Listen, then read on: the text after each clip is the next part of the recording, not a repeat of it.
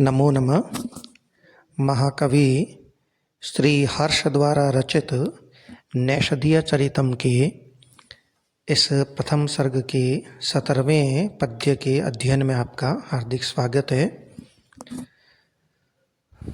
राजा नल शास्त्रों के ज्ञाता थे और हमेशा कवि और बुद्ध यानी विद्वानों और पंडितों को अपने समीप रखते थे। इसी आशय का वर्णन इस श्लोक में किया गया है। श्लोक इस प्रकार है। अजस्रमभ्यासमुपेयुषा समं मुदैव देव कविना बुधेन च दधौ पटीयान् समयं नयन्नयं दिनेश्वर श्रीहृदयं दिने दिने।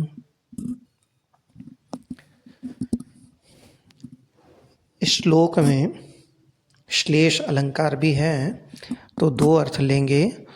उपमा अपने आप में है ही। तो जैसे दिनेश्वर श्री ही, पहले सूर्य के पक्ष में अर्थ लेंगे, दूसरा लेंगे नल के पक्ष में। तो दिनेश्वर श्री ही, दिन में ईश्वर के समान श्री वाले, अर्थात सूर्य के पक्ष में आ जाएगा। दिन में ईश्वर के समान श्री सूर्य की होती है। तो दिनेश्वर श्री, दिन में ईश्वर के समान श्री वाला। फिर पटीयान, पटीयान का सामान्य अर्थ है पटु, समर्थ। सूर्य के पक्ष में अर्थ होगा अंधकार को दूर करने में अत्यंत समर्थ। अयम, नयन के बाद है अयम। अयम यानी यह, और यह कौन? यह देवः। देव शब्द कोश के अनुसार यम का भी वाचक है, सूर्य का वाचक भी है और राजा का वाचक भी है। तो हम पहले सूर्य का वाचक मानकर अर्थ कर रहे हैं। तो दिनेश्वर श्री, दिन में ईश्वर के समान श्री वाला। पटीयान, अंधकार का नाश करने में पूर्णतया समर्थ। अयम देवः, यह सूर्य। अजस्रम अभ्यासम उपेयुषा, अजस्रम निरंतर, अभ्यासम उपेयुषा।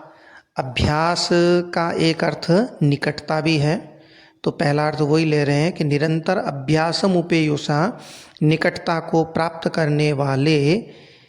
कविना बुधेन च, कवि शुक्र, बुधेन च और बुध, इन दोनों ग्रहों के समम मने साथ। सूर्य के समीपतम रहने वाले ये ग्रह हैं, शुक्र हैं और बुध हैं। तो अजस्रम अभ्यासम उपेयुषा, निरंतर निकटता को प्राप्त करने वाले। कविना बुधेन च, कवि का एक अर्थ शुक्र भी है, तो शुक्र ग्रह और बुधेन च और बुध ग्रह के समम साथ। मुदैव, मुदैव मुदा पूर्वक, प्रसन्नता पूर्वक, प्रसन्नता पूर्वक। समयम नयन, समय व्यतीत करता हुआ, समय बिताता हुआ। दिने दिने, प्रतिदिन। उदयम दधौ, उदय को प्राप्त करता है। उसी प्रकार, उसी प्रकार दिनेश्वर श्री, दिन में ईश्वर के समान श्री अर्थ वाला, ये हमने सूर्य के पक्ष में किया था। अब चूंकि दिनेश्वर सूर्य का ही नाम है, तो सूर्य के समान श्री वाले, शोभा वाले, सूर्य के समान तेजस्वी। चूंकि ये समान अर्थ तो छिपा हुआ है, इसलिए उपमा अलंकार अपने आप ही बन जाएगा। तो दिनेश्वर श्री, सूर्य के समान शोभा वाला। पटीयान, पटीयान समर्थ, शत्रु राजाओं को दमन करने में अत्यंत समर्थ। अयम देवः, अयम यह देवः अब राजा अर्थ लेंगे कि यह राजा नल अजस्रम अभ्यासम उपेयुषा, निरंतर अभ्यास करने वाले, निरंतर अभ्यास को प्राप्त करने वाले। कौन? कविना, कवि और बुद्ध। कवि जो काव्य शास्त्र का ज्ञाता है वह, और बुद्ध यानी विद्वान। तो कवि और विद्वान के समम साथ, मुदैव प्रसन्नता के साथ, आनंद के साथ, समयम नयन, समय व्यतीत करता हुआ, दिने दिने प्रतिदिन, उदयम दधौ, उदयम दधौ, उदय को, समृद्धि को, उन्नति को, दधौ मने धारण करते थे। क्योंकि कवि का साथ होगा, विद्वानों का साथ होगा, तो राजा उन्नति को प्राप्त ही करेगा। तो ये तो दोनों अर्थ हुए हमारे सामने। अलंकार पर विचार करते हैं तो दिनेश्वर श्री में उपमा छिपी हुई है ही। श्लेष तो हमने ले ही लिया कि दिनेश्वर श्री श्लिष्ट पद हैं, कविना और बुधेन भी श्लिष्ट पद है, अभ्यास पद भी ये भी श्लिष्ट है, देव पद भी श्लिष्ट है। तो ये श्लिष्ट पद तो हैं, तो श्लेष अलंकार अपने आप में है ही, उपमा और श्लेष। यहाँ नयनम नयम, नय और नय इनकी आवृत्ति हो रही है और दोनों ही निरर्थक हैं, क्योंकि पहला जो नय है वो नयन का हिस्सा है, इसलिए निरर्थक हो गया।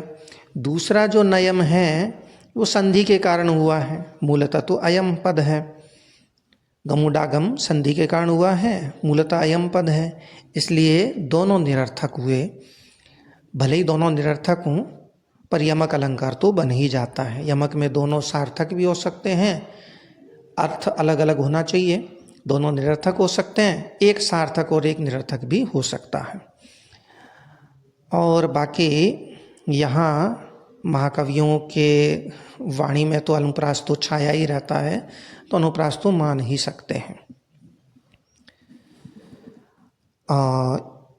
अलंकार के बाद ये कोश भी दिया है, देव सूर्ये यमे राज्ञी इति विश्वः। इस कोश के अनुसार देव शब्द सूर्य, यम और राज्ञी यानी राजा अर्थ में भी प्रयुक्त होता है। तो हमने यहाँ सूर्य और राजा के अर्थ में इसका, राजा के पक्ष में इसका अर्थ कर लिया था। और कवि जो है वो किस अर्थ में प्रयुक्त होता है? कवि काव्यस्य कर्तरी, कवि एक तो काव्य के कर्ता यानी काव्य शास्त्र का ज्ञाता, काव्य बनाने वाला। एक कवि विचक्षण के अर्थ में प्रयुक्त होता है, विद्वान अर्थ में प्रयुक्त होता है। तो हमने पहला अर्थ राजा के पक्ष में ले लिया। एक अर्थ है दैत्य गुरु, दैत्य गुरु जो शुक्र हैं, शुक्राचार्य हैं, उस अर्थ में भी प्रयुक्त होता है।